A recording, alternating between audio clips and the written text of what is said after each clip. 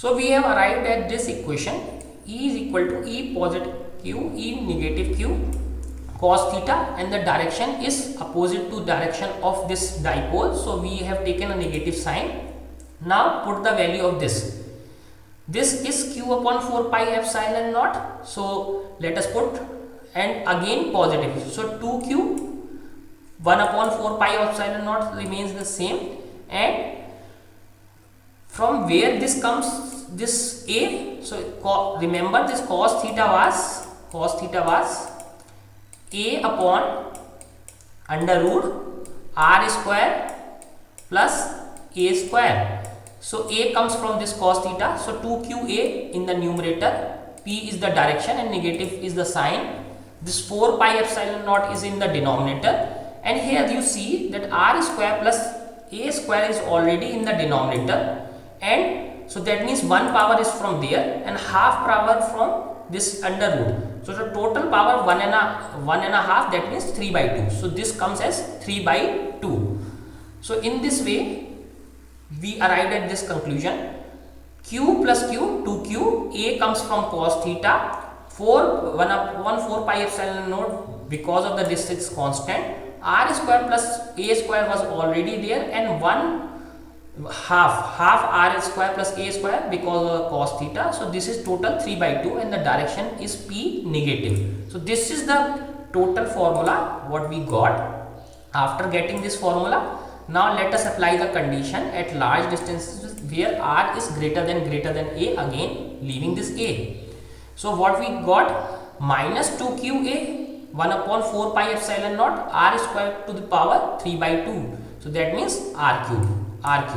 So this p remains same. So again here also we saw that this E is proportional to 1 by r cube. In both the cases E is proportional to 1 by r cube, not 1 by r square. Okay, so this is the new thing.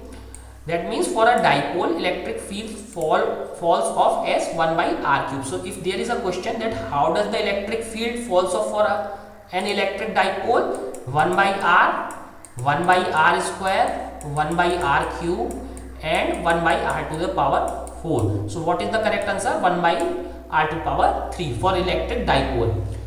For single charge it is 1 by r square. So there is a difference between these, and please note it down.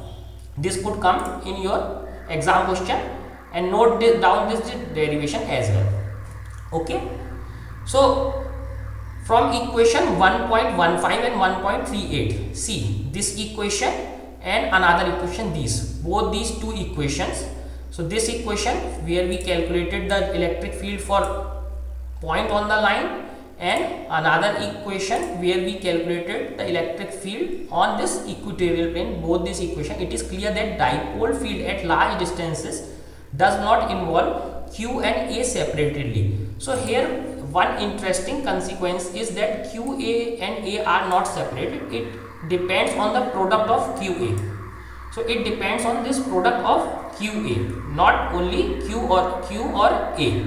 This suggests the definition of dipole moment. So now we have arrived on the definition of dipole moment. So it does not see q and a separately. So now the definition of dipole moment. So the dipole moment vector p of an electric dipole is defined as, how does this define? P is equal to simply q into 2a unit vector p. So this q into 2a is the magnitude of this dipole moment, and direction is simply p.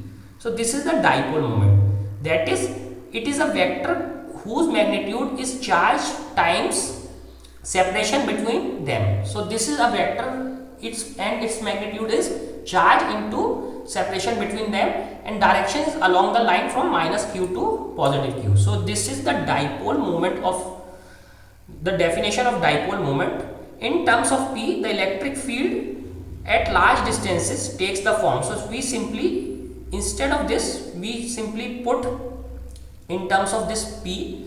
So here what we saw at large distances, this first one, this is 4qa. So 2qa is P, 4qa is 2P. So for first case it is simply 2P upon 1 by 4 pi epsilon naught r cube at large distances. In the second case, there itself is 2qa and there is a negative sign. In the second case, this is minus p upon 4 pi epsilon naught r cube.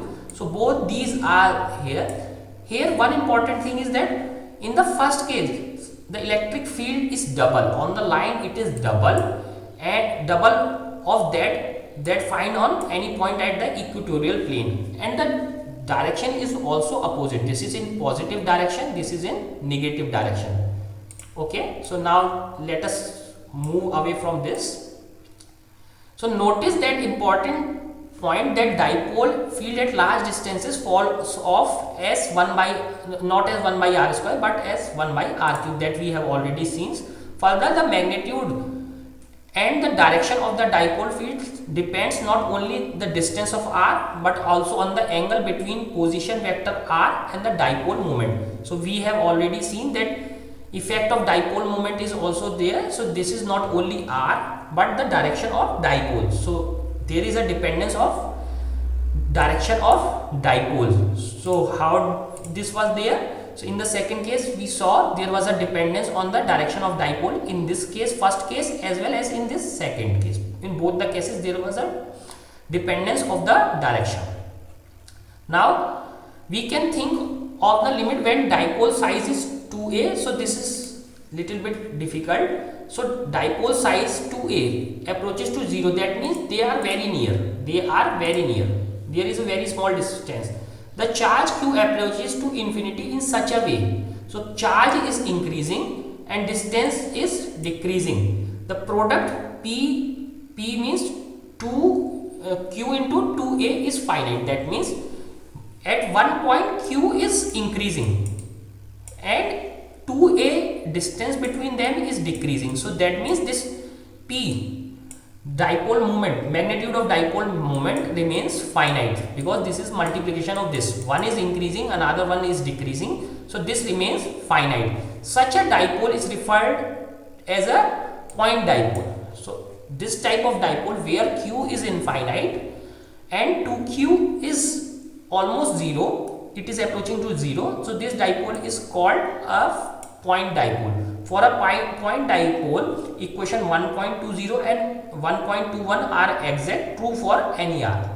So that means for distances which are very small, these equation 1.20 and 1.21 are exact, completely exact. There is no approximation in these equations. So this is for a dipole where the dipole is like a point. So now physical significance. So let us understand this. In most molecules, the center of positive charge and negative charges lie at the same place. Therefore, the dipole moment is 0 because both coincides. CO2, CH4 are types of these molecules. However, they develop a dipole moment when electric field is applied. So for CO2 and CH4, when electric field is applied, they acquire an electric dipole moment. But in some molecules, the centers of negative and positive charges do not coincide. For some molecules, this does not coincide. Therefore, they have a permanent dielectric moment. So here we have seen this permanent electric dipole moment. Even in absence of electric field, such molecules are called polar molecules. So please understand these polar molecules, because in next chapter we would need these. Water molecules, H2O is an example of this type. So if somebody asks you what is an example of polar molecule, so H2O is a polar molecule. And what are non-polar molecules? CO2 and CH4 are not polar molecules. Various materials give rise to interesting properties and important application in absence of electric field. So here we see that this is an important concept to understand many phenomena. Water is a polar molecule while CO2 and CH4 are non-polar. That means they are polarized or show a dipole moment only in presence of electric field.